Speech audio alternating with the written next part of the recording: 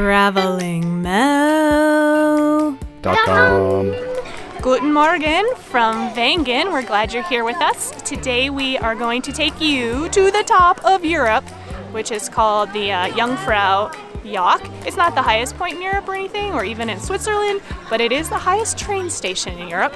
So this is a popular trip. We're expecting to see a lot of people, but we're also really excited because you get to go through a mountain the whole way. The Swiss love digging through mountains, and we'll get to see a huge glacier and hopefully hike up to this mountain hut, which I think is also the highest in Europe, or in Switzerland, and have some snacks and just get to be really high. And it's especially cool for us, well, for anybody, but we've been here in Wengen for a few weeks, and that's our view, is the Jungfrau mountain, as well as the other two, the Monk and the Eiger. So we've been looking at these mountains for weeks, and we're really excited to get up to the very top, or close to the top, to a saddle.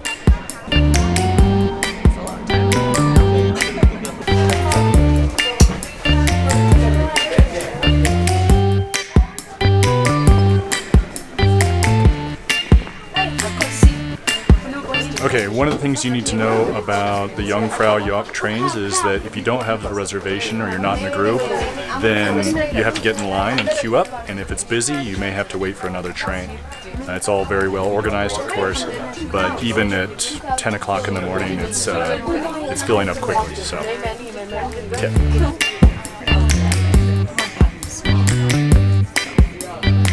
So this is where we are at Kleinscheidegg. We're going up to 12,000 plus.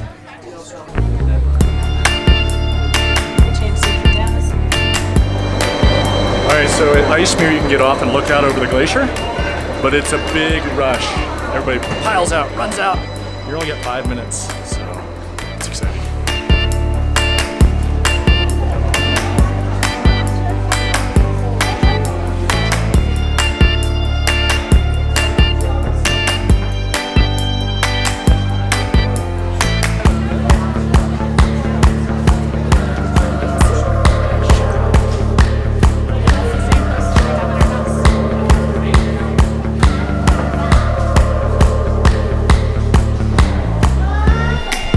Pro tip, if you don't want to go up to the Sphinx, you don't have to wait in line for the elevator when you get off the train. Just go around and keep going.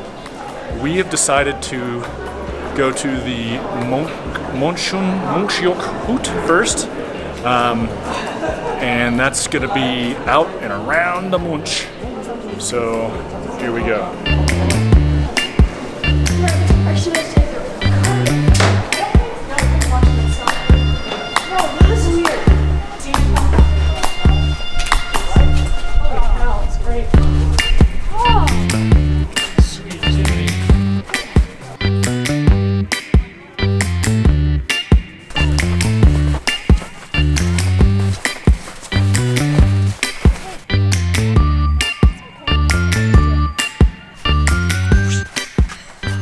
So I got this pole so I can poke you when you bother me. Throw it. Okay. We have arrived at the top of the Jungfraujoch, top of Europe, and we decided we were going to hike up to the Monksjochhutte, the hut on the monk's joch saddle. And so we went through all these tunnels underground to get out here, and now we're in the snow. It's supposed to be about a 45-minute walk, and we're above 11,000 feet, so there's some altitude to contend with, although we're not really feeling it that much right now. The snow is kind of soft, it's like walking in sand, so that's gonna make it take a little longer, but we're gonna get up there and have some lunch, and it's pretty amazing up here, you guys. It's beautiful, and you can see this big glacier down here, which I'm pretty excited about, although it looks like maybe it's smaller than it used to be and kind of dirty right now, but it is the end of August. But we're just happy to be here. It's really cool to be up in the top of the mountains.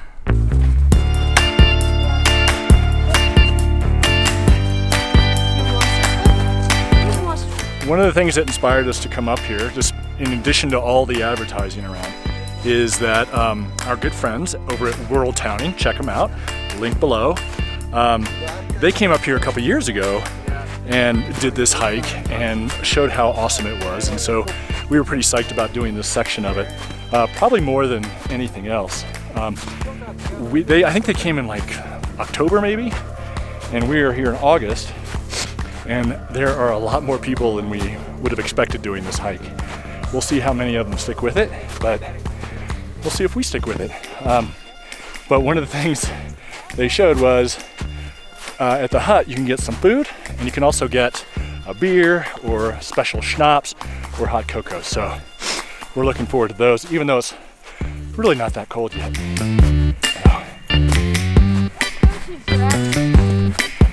I think this is the farthest up I've been on ground. And now this is. And now this is. And now this is. And now this is. And now this is. And now this is. We found the motivation we need to go the second half of this hike. A beer. But actually, this hike is not as hard as I anticipated. In fact, it's actually pretty easy. We're going kind of slow, but it's no big deal. We saw Rick Stees. He just strolled off in a t-shirt, and I'm walking to the hut in his little summer outfit. So if he can do it, we can do it.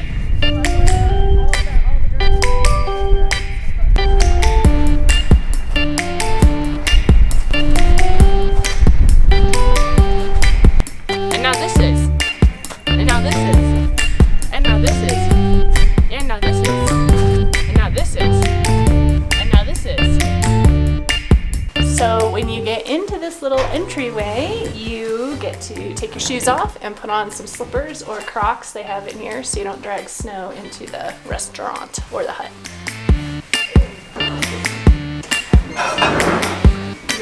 Doesn't make sense. It says we're lower than the other one.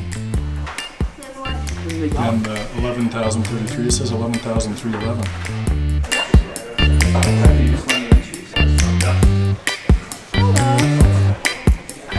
These have a melted cheese on bread. Yes, Jungfrau. On which table you are sitting?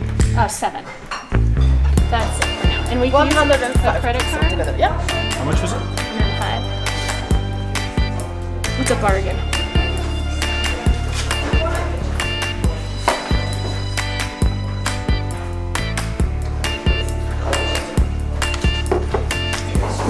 Okay, I guess it just needed time to find itself again. Now we're at 12,096-ish.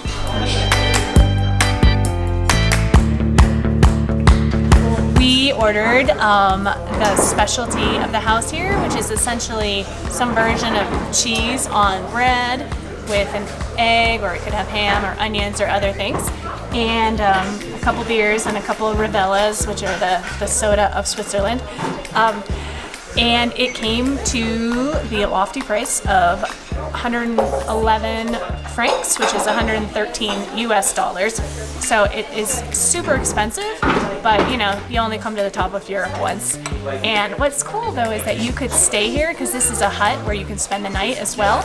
And it's actually pretty affordable, because for adults it's 69 francs, which is close to $69. But it includes dinner and breakfast, and then kids I think are 54, so this would be a really cool place to spend the night.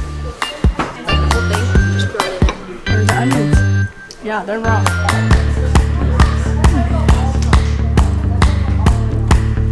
A lot of cheese. Oh my god, that's so much cheese. Can't think about how this is gonna feel later, but there's also like raw onions in it, which are a little strong, but you know, when in Switzerland.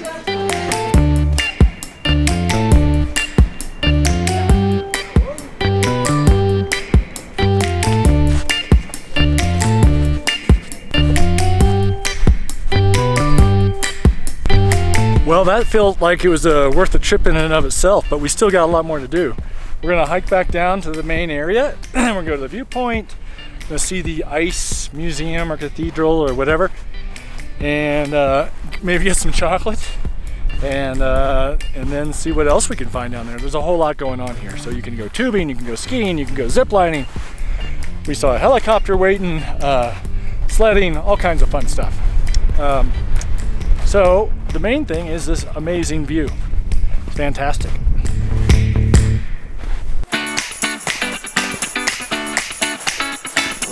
Okay, pro tip, wear sunglasses. It is so bright out there. Oh my gosh.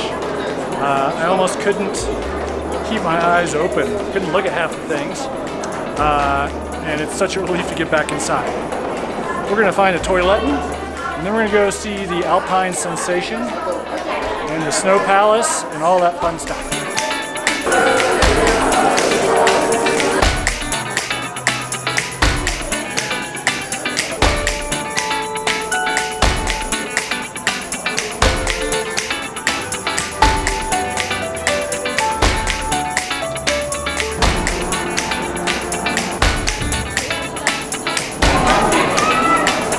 I think we're going to the Ice Palace. If we can get through.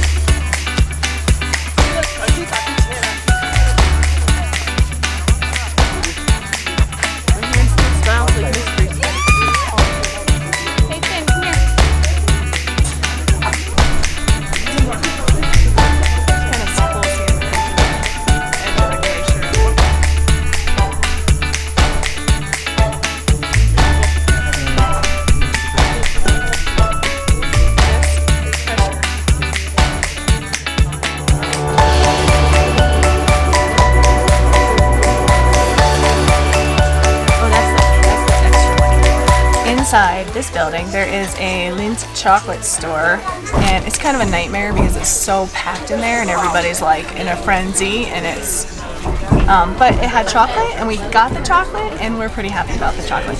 It's the inside of this whole building is just crowded. It's crazy. It's too much. It's too much. But chocolate. Yummy. When the conductor just checked our ticket, he gave us chocolate. Made the whole day worth it. Okay, we started out thinking, is the Jungfraujoch worth it? What do you think? Well, and why? Two-part question. I think it was absolutely worth it. The Jungfraujoch itself, the building that you come into, is kind of a nightmare. It's super crowded, tons of people, and it's just about like selling you stuff. Except for the Ice Palace, which Henry didn't like, but we had so much fun sliding around on the floor in there. However, I do think it was worth it to hike up to the hut, to be outside, to see those huge glaciers up close in the mountains, and be up there in the snow, and then to go to the hut and have the lunch and everything. So for me, it was worth it. I don't see how a family like us could get to that kind of location without taking a train there.